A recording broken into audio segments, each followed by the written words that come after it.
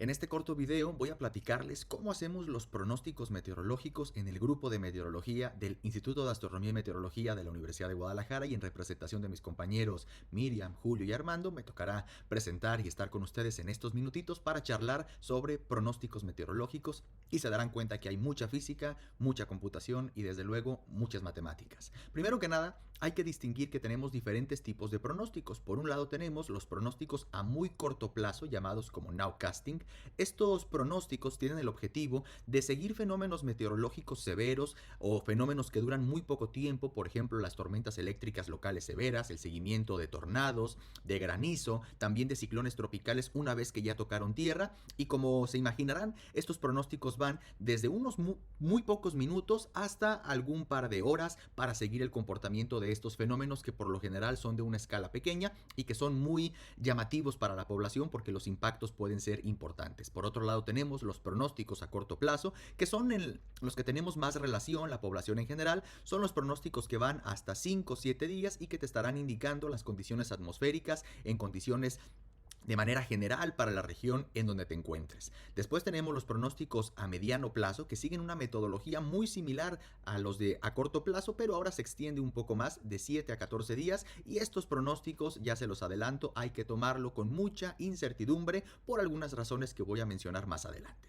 También tenemos pronósticos a largo plazo. Estos ya no son pronósticos del tiempo, son pronósticos o perspectivas climáticas y van desde un mes incluso hasta 6 meses, hablando de toda la estación meteorológica en algún lugar determinado. También este tipo de pronósticos no nos van a indicar si el 24 de agosto tenemos probabilidad de lluvia, sino que nos estarán diciendo qué tanto estaremos cerca de las condiciones normales históricas, o qué tanto por arriba o qué tanto por abajo estaremos, pero no nos darán condiciones particulares para un sitio. Y finalmente tenemos las proyecciones climáticas, que son este tipo de escenarios bajo los efectos antropogénicos, etcétera, en donde entran en juego muchas variables que realmente no se pueden controlar, pero nos dan una idea general de cómo estará cambiando el sistema climático, las condiciones medias en algunas decenas de años, incluso hasta 100 años de distancia. Ahora, nos vamos a centrar en cómo hacer un pronóstico, sobre todo a corto plazo, para que ustedes se familiaricen con las herramientas que utilizamos. Primero que nada necesitamos datos, y se obtienen datos de todas las fuentes disponibles en todo el planeta. Por ejemplo, de aviones, de globos sonda, de radares meteorológicos, que en la Universidad de Guadalajara, en el IAM, contamos con uno, también de estaciones meteorológicas automáticas, de boyas en el mar, de barcos, etcétera, de un montón de fuentes de información. Y como se imaginarán, se tiene que concentrar toda esa información, se tiene que filtrar, se tiene que limpiar y después procesar para alimentar a una supercomputadora. Ahora vamos con ello. Una vez que todas estas observaciones se están mandando a los centros de supercómputo, se tienen que homologar, tienen que estar en las mismas condiciones para que puedan nutrir a las ecuaciones fundamentales de la atmósfera.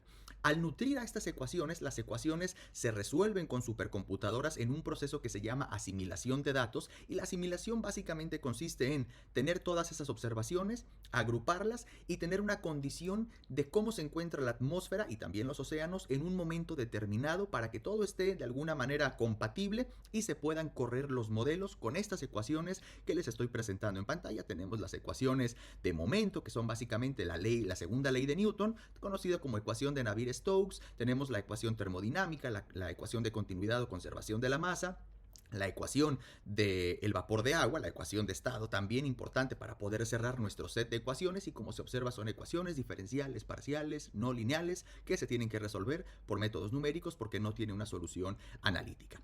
Esta asimilación de datos, imagínense, son millones y millones de datos los que se tienen que asimilar. Ya hace algún tiempo, hace muchos años, Richardson, en algo que se llamó el sueño de Richardson, era esta persona, digamos, el primer meteorólogo formal, era inglés. Él pensó que si él tuviera la capacidad de tener a un montón de gente sentada haciendo cálculos, podría hacer un pronóstico, pero el detalle es que antes, como la computación no estaba desarrollada, esos pronósticos que se hacían, pues te decían mañana va a haber sol o vamos a tener precipitación, pero ese pronóstico estaba listo en 3 días. O sea que realmente el pronóstico era para algo que ya pasó, porque no teníamos ese poder de cómputo. Ahora las cosas son distintas, contamos con supercomputadoras que pueden hacer una cantidad muy compleja de cuentas en poco tiempo relativamente. Entonces se resuelven estas ecuaciones. Como se darán cuenta aquí, las ecuaciones dependen del tiempo. Ahí está la derivada temporal. Entonces esta derivada temporal se integra y es lo que nos da la proyección hacia las próximas horas o hacia los próximos días de cómo se van a encontrar las variables termodinámicas de la atmósfera, que después se va a traducir en el tiempo atmosférico que nosotros sentimos. Pues bien, la atmósfera, como les comentaba, no se puede resolver de manera continua. Tenemos que discretizarla, tenemos que hacer una cuadrícula con la atmósfera y con los océanos. Esa cuadrícula se conoce como rejilla y en cada punto de la rejilla se resuelven estas ecuaciones. ¿Cuántos puntos hay? Millones de puntos. Además de que la atmósfera no es un solo nivel, son muchos niveles verticales. Más o menos los modelos resuelven hasta 50 kilómetros de altura. Entonces la cantidad de puntos de malla que tenemos son un montón. Además de que se resuelven para muchos pasos de tiempo. Este es el problema fundamental en el que la computación nos ayuda. Y luego hay procesos subrejilla, es decir, procesos que ocurren adentro de la máxima resolución que nosotros tenemos, que como no podemos resolverlos numéricamente porque son de una resolución más pequeña, por ejemplo un tornado, lo que se tiene que hacer es parametrizar esos procesos, intercambios de calor, flujos de calor, la capa límite atmosférica, la convección, se tienen que parametrizar para de alguna manera aproximar lo que ocurriría dentro de esa rejilla, que es la que resolvemos explícitamente. Y lo que observamos aquí es una simulación de cómo un modelo de pronóstico resuelve, y esto es lo que nos entrega para poder interpretar el flujo, en este caso, que vamos a tener en la atmósfera. Mencionaba, la atmósfera no es un solo nivel, hay muchos niveles, por lo que siempre tenemos que tener en mente que la resolución es en 3 dimensiones, así como lo vemos en la imagen. Ahora, ya para ir entrando a lo operativo, ¿cómo hacemos el pronóstico? La atmósfera es un sistema caótico, es decir, es muy sensible a las condiciones iniciales. O si ustedes ya llevaron el curso de ecuaciones diferenciales, sabrán que si tú resuelves la ecuación diferencial, eso te va a dar una solución general. Pero luego esa solución general, al imponerle las condiciones iniciales o condiciones de frontera también, eso nos va a dar una solución particular. Pues bien, en la atmósfera las soluciones particulares son caóticas. Es decir, si tú cambias un poquito la condición inicial, la solución no se va a parecer a la otra, va a ser completamente distinta. Y el ejemplo fundamental es el atractor de Lorentz, en donde justamente si tú cambias un poquito la posición inicial, el resultado va a ser completamente distinto. Esto es importantísimo para la atmósfera. Es por ello que en la actualidad la herramienta fundamental para hacer los pronósticos meteorológicos, los pronósticos del tiempo, son pronósticos por conjuntos. Es decir, se ejecutan un montón de simulaciones perturbando ligeramente las condiciones iniciales. Se pueden perturbar de diferentes maneras, con diferentes técnicas estadísticas. Por lo general, todas son equiprobables. Así que si tú perturbas 50 veces las condiciones iniciales, la perturbación 49 tendría la misma probabilidad de ser la correcta que la perturbación número 3. ¿Qué se perturba? Se pueden perturbar los campos iniciales, se pueden perturbar las parametrizaciones, se pueden hacer algunos ajustes ya a nivel de la física del modelo para que tengamos este espectro de escenarios equiprobables. A partir de ahí es que vemos cuál es la predictibilidad que tiene la atmósfera. Si nuestras 50 simulaciones convergen hacia un mismo escenario, decimos que hay alta predictibilidad. No es de sorprender que marzo es un mes con alta predictibilidad porque prácticamente todos los días son iguales.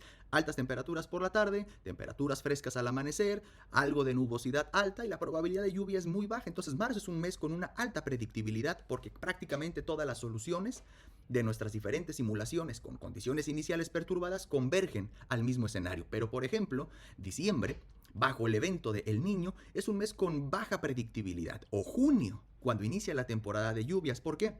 Porque pequeños cambios en la posición de algún sistema atmosférico, pequeños cambios en los flujos de humedad van a cambiarte por completo en el escenario de pronóstico y tú vas a tener que ciertos miembros o ciertas simulaciones te dan un escenario, por ejemplo lluvia, y otros te van a dar otro escenario, por ejemplo, sol, tiempo más estable. Entonces aquí viene la pericia del meteorólogo, del grupo de meteorología, para tratar de entender qué está viendo el modelo. Conocer el lugar en el que te encuentras es muy importante también, la experiencia del meteorólogo, la persistencia de otros eventos, y es aquí donde el meteorólogo saca la pluma y corrige al modelo o reafirma lo que el modelo indica. Es por ello que siempre el pronóstico va firmado por un meteorólogo o por una agencia de meteorología, no tanto por un modelo que haya dicho lo que haya dicho. Entonces, eso es lo importante a la hora de hacer un pronóstico. Y aquí pongo un ejemplo de lo que es un pronóstico por conjuntos. Este es el caso de un ciclón tropical Cada rayita que ustedes ven ahí es un pronóstico de trayectoria resuelto por un modelo distinto o por el mismo modelo con diferentes condiciones iniciales. Observen que de donde inician todo el espagueti, de donde inician todas las trayectorias, a medida que va pasando el tiempo y se va moviendo hacia los Estados Unidos, hay más dispersión de las trayectorias. Es decir, hay más incertidumbre. Por lo tanto, aquí el huracán podría tocar tierra desde la Florida hasta Nueva York en los próximos días. Insisto, aquí es donde viene la pericia del meteorólogo, que tiene que saber cómo funciona el modelo, qué está resolviendo, qué está viendo cada miembro, conocer el fenómeno meteorológico para poder dar su interpretación y la comunicación con la sociedad. Desde luego que luego hay más, podemos profundizar muchísimo más en cómo se hace un pronóstico, meternos en detalles de la dinámica atmosférica para entender los fenómenos, y la intención de este video era simplemente hacer una breve descripción de los pasos que se siguen por los modelos y por los meteorólogos para poder llevarles a ustedes el pronóstico del tiempo.